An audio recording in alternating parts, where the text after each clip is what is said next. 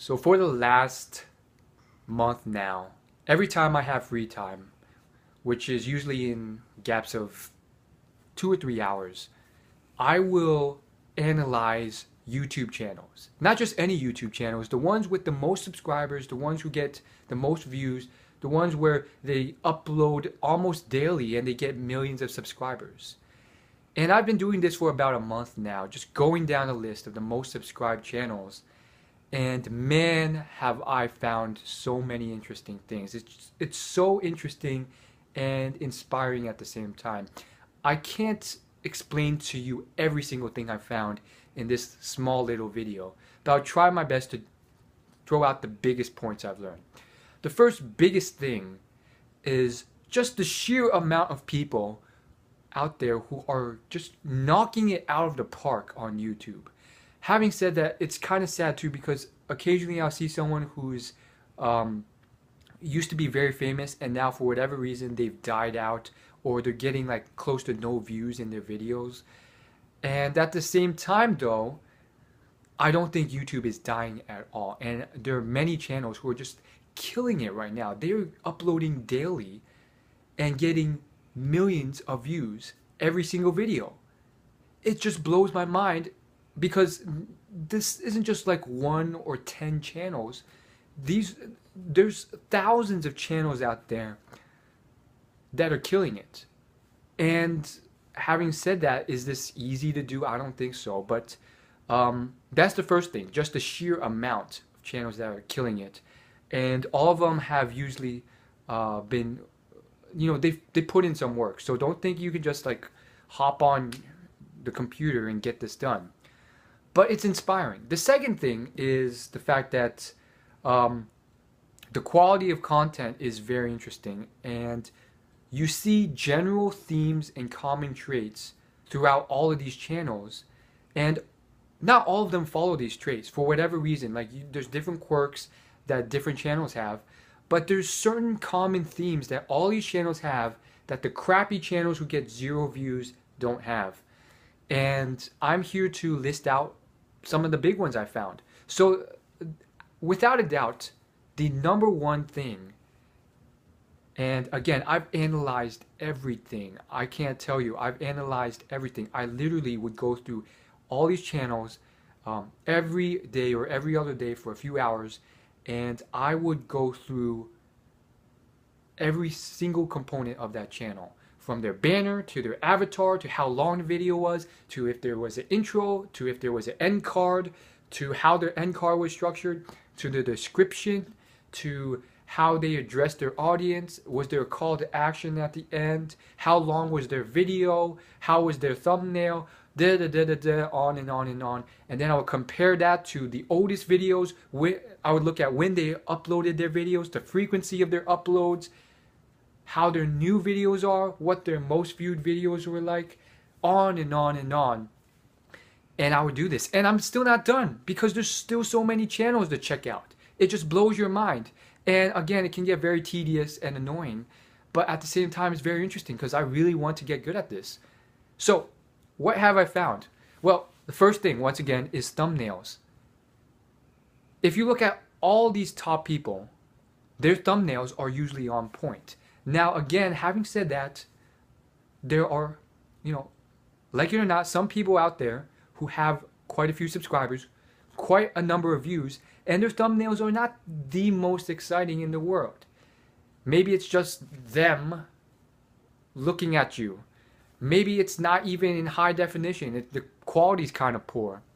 Maybe it's very basic, and it's just an HD picture of them, and them like a little bit of text in front that's well fonted and well formatted. But the point is, those are like the minority. They're like at the end of the bell curve. They're like one standard deviation away. They're the people of the group that are pretty poor at it. Generally speaking, they all put a excessive amount of work into putting in some decent level thumbnails. Now, for a lot of these people, it probably takes them 5 minutes because they have some good photo editing skills. You can just tell they're pretty good at Photoshop or whatever editing software they use. and they can get it done very quickly. And the point being, though, these thumbnails are eye-popping. Like, they are just beautiful to look at. And, you know, having said that, there are people out there, you know, around 10 come to mind, but again, I've looked at hundreds, if not thousands. And the thing is, they have good thumbnails. So that's the first thing you should start looking at. And even the ones who don't have that great thumbnails, their thumbnails are probably better than yours. In all honesty, they're better than mine, because I would often use the default thumbnail, and that would just be like me. It'd just be like a blurred picture of me, you know, and I wouldn't even be facing forward, because I would just use the default thumbnail when I upload my video. And so that's probably the first thing that I'm trying to work on. But it's, you know, a bit of a hassle editing those. Okay, what's number two? Number two is the quality of the content in their videos.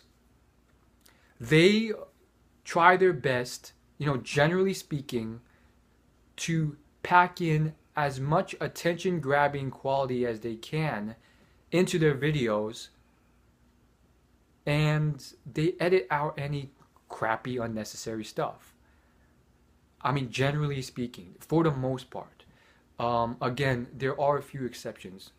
Vloggers to a certain extent, but they still edit their videos. And then a couple exceptions come to mind, having analyzed hundreds. But again, these are the general exceptions, because, the thing is, these are the exceptions to the rule. And the ones that come to mind, they're the Hodge twins, and they just do 10-minute unedited videos of them just talking to a camera. It works for them. It works for how their channel works. But they don't get millions of views. They get hundreds of thousands. But they do it on a daily basis, and they're pretty darn good at being the personalities they are. Another exception would be Stampy. He's a very well-known Minecraft channel with millions of views, millions of subscribers, and he does 20-minute unedited videos daily.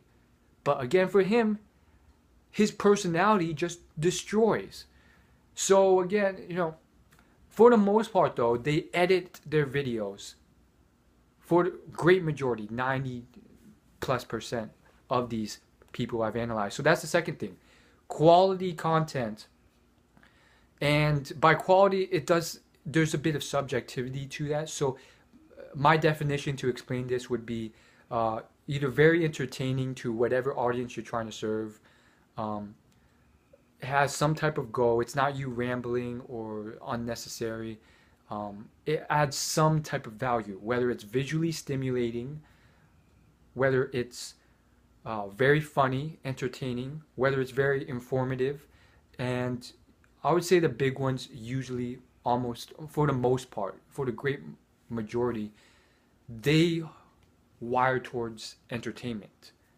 For the great majority, like they're pretty much entertainers. So that's the second thing. And then the third big thing, and we'll call it a day, is that these people put in work to fulfill their video overall. So what does this mean? Most of the time they have an end card, and by end card that means at the end of their video you can click on to future videos, you can hit the subscribe button, and this is done on a consistent basis for the majority of the people I've watched. Second thing is that they're pretty animated and so forth, and that fits into their whole video. Third thing, the rest of their video is usually very polished, and the description is filled out properly. There's links, and you can go to their other social media pages, and everything works together. But again, I really do think most of that is pointless if you don't have the actual content of the video as being awesome. So now let's wrap it up with just some final thoughts, and I think this is probably the best part of this video, because I think this is the most intriguing stuff I've discovered. And so the first thing is just the sheer vastness of how YouTube is expanding. The second thing is just the fact that YouTube, as far as these channels are concerned, and the topics that they cover, they span such a wide variety.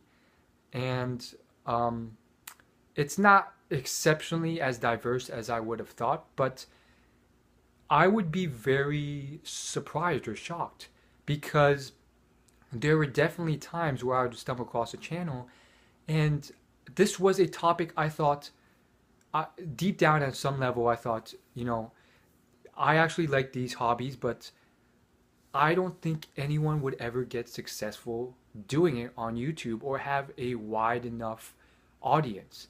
And that's something that I found time and time again that's just been crushed. This whole idea that, oh, my niche is too small or I can't get enough people with this niche. And I guarantee you there's people out there. I've seen cooking channels on YouTube with millions of subscribers. I've seen a travel blog channel with 4 or 5 million subscribers. And it is just very fascinating. I mean, these are things I'm thinking like, who would ever want to see me traveling? But as a disclaimer, these people, they make their videos pristine. They cut out any crap and they just show the best footage ever from start to finish. So that's something you have to really take into the picture. Both of those channels, the travel and cooking channel, from start to finish, it's pure value delivery almost constantly. And the quality of the camera is just insane. But that's not necessary at all, which leads me to my next big point. And this is very fascinating in and of itself as well. Basically, some channels just blow my mind because I'm just so confused as to how they managed to get so many subscribers. And consistently, they are getting all these views each time they upload a video. And the topics of which they upload videos are just, for me, it's just like, why would people watch this? But then you have to understand that there's so many people out there and there's different types of audiences out there. So, I mean, I would see videos out there and I would just be like, why do these people get so many views? Because they will do the simplest of things. They will do just very simple challenges, such as some of the big ones that have been going around are girlfriend does my makeup challenge, or the more recent ones which have been read the words on my lips. And basically how that works is you put headphones on someone so they can't hear anything and you play music loud and then you try and read that person's lips. And then there's another one where it's just like guess the body part. You blindfold that person and then you point their finger to somewhere on your body. And so I mean it makes some sense because it's entertaining, it's fun, but at the same time it's like, why? How is this possible? You're getting so many views. And I mean, it goes on and on. There's this like challenge where it's like, I choose random foods and you have to guess what they are blindfolded. And then there's all these sort of weird things like the Chubby Bunny challenge. And okay, let's move aside from challenges. There's things where it's just like, hey, today I'm trying out foods from a different country. Today we're trying out Japanese candy. And we have all these Japanese candies. And the girl gets 1 million views in that video for just trying out Japanese candy. And so I guess the biggest lesson though is YouTube is a huge place and it can be inspiring. It can give you hope where there wasn't one to begin with because I mean, you can get to a place where you think no one's going to watch my videos. No one is interested in my stuff. It's not entertaining or interesting or awesome enough. But there's possibility and hope there. And I do think, if anything, if you stick with it long enough, one thing YouTube will possibly do is it'll help you iron out things to make them more presentable or in a way that people will enjoy them because maybe you're just not marketing yourself properly, and the stuff you do is interesting, and there's a large and wide audience for you out there. And the more and more I explore YouTube, the more interesting it is, and I have high hopes for it because I do think the future of it is very bright. I think more and more people out there will get channels that just blow up, and I think it's growing and growing. And when you really think about it, YouTube's just getting started. The internet's just getting started, which really just blows my mind. And again, there's just some channels out there. It really just like it breaks what your preconceived notions were before. Some of the most subscribed, most viewed channels are these toy review channels. And literally every day she just uploads videos of her opening toys and reviewing them. And these toys are for the age group of like 2 years old to like 10 years old. And she gets like hundreds of thousands, up to 1 million views per video. And she uploads like 5 a day. And she has thousands of these videos. And she's probably made more than PewDiePie. And PewDiePie's made like millions on his channel. And you can tell by the video views. She has more video views than PewDiePie or most people out there. So it just blows your mind. And the reason being is because there is a huge audience of children watching these videos now. And I think the biggest one's called like Disney Toy Reviews or something like that. And she has 8 or 9 or 14 million subscribers, somewhere around the double digits. And it just blows your mind. And sometimes you will see people who break some of the rules. Like they will not edit their videos and they will have 20-minute videos. And I'll just be like, that's against the rules. Everyone's been giving me advice. Everyone's been telling me that you have to edit your videos. You have to keep them under 5 minutes. And this man has 20-minute long videos and he has 5 million subscribers. Screw Stampy. But in reality, I mean, he keeps it interesting, and gaming videos have some leeway because people will stick around. And so maybe I'm just butthurt because I would upload hour-long videos of me playing League and no one would watch. I mean, people would watch, but it wouldn't get millions of views. So, I mean, it's very interesting. And another thing is just consistency, because some of these channels have been putting out content for a long, long time and just, you know, shaping it and getting better and better every single day. And, you know, to be honest, if you look at my gaming channel, it's been on and off and very sporadic. But I'm really starting to focus. And if nothing else, I really want at least one of my YouTube channels to become successful. And I think it's going to be this main channel, this Will You Laugh channel. So one thing is sticking through it for a while and realizing that it may take some time. I was just watching a video, and I do watch a lot of YouTube, and you know, sometimes there's this one channel, I can't remember the name of it because, again, there's so many channels now and it's just confusing now. But this one, he had a few million subscribers, and he said that he had been doing YouTube for 10 years. That's 10. And it took him up until his 7th year to start turning a profit enough for him to be able to live off YouTube alone.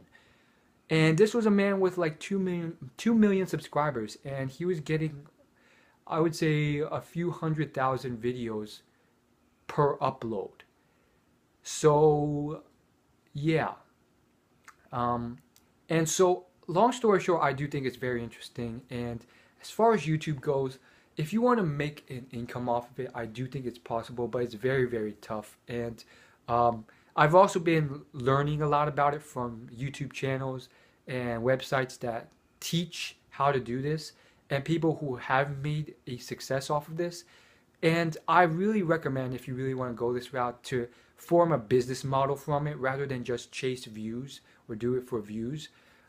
If you want to go this route, because, you know, there's people out there who get tons and tons of views and they're not making a lot of money. And there's people who get less views, but they have a really good business model behind it and they're doing fairly well. And as a final warning, Don't chase the money. Don't chase the views. Do something because you love it, because you're passionate about it, because it's fun. And having said that, there will be times you don't like. There will be stuff you don't want to do. There will be hard work that you have to grind through, and there'll be stuff you don't want to do. But if you're not really passionate and you love it, that's going to show, and that will dwindle out in and of itself. So that's all I gotta say in a nutshell. As always, like and subscribe. Thanks so much for watching, and I will see you in my next video.